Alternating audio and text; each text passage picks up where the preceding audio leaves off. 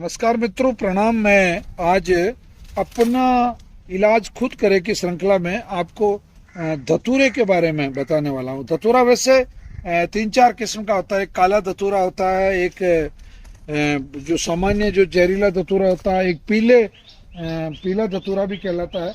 तो ये जो आप देख रहे हैं, इसका एक्चुअली इसकी जो टहनियों का जो रंग होता है उसके हिसाब से इसका क्लासिफिकेशन होता है। इसको बहुत सारे लोग कनक भी कहते हैं, बहुत सारे लोग इसको स्वर्ण धतूर भी बोलते हैं, परंतु बेसिकली इसको काला धतूरा कहा जाता है।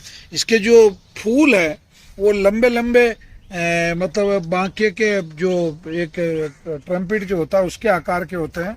और सामान्यतः इसका जो बीज होता है, ये जो हरा बीज आप देख रहे हैं, इस पर कांटे होते हैं। ये इसकी मुख्य पहचान होती है, कांटे होते हैं।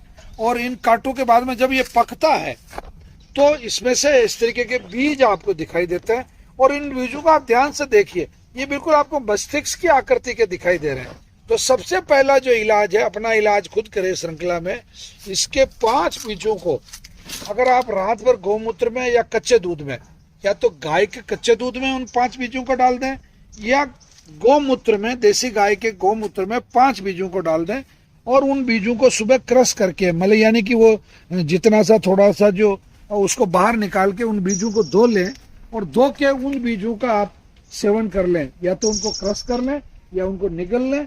तो आपके पुराने से पुराना सिर दर्द जो है या आधा सीसी का जो दर्द है वो खत्म हो जाता है।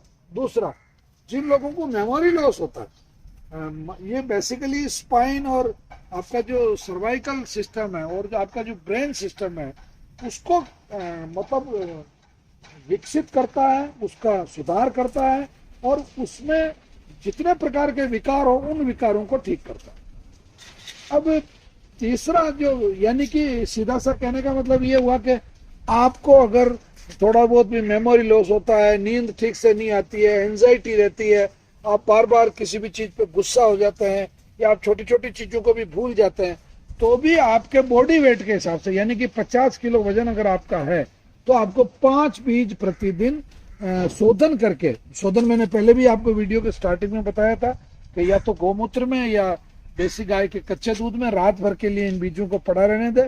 और ये शोधन आप एक साथ भी कर सकते हैं। रोजाना 5 बीजों का करना जरूरी नहीं।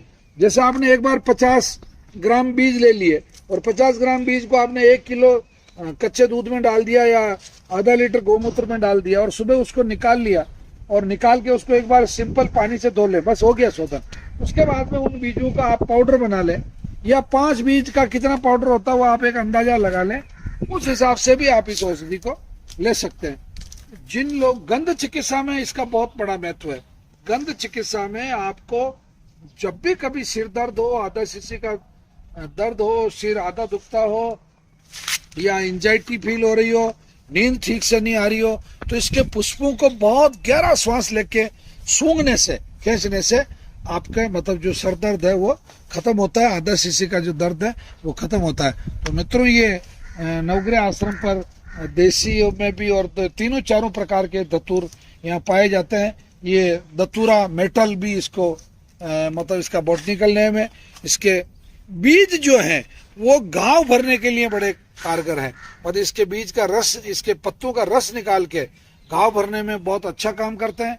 बीज इसको मस्तिष्क संबंधी औषधियों में काम देता है।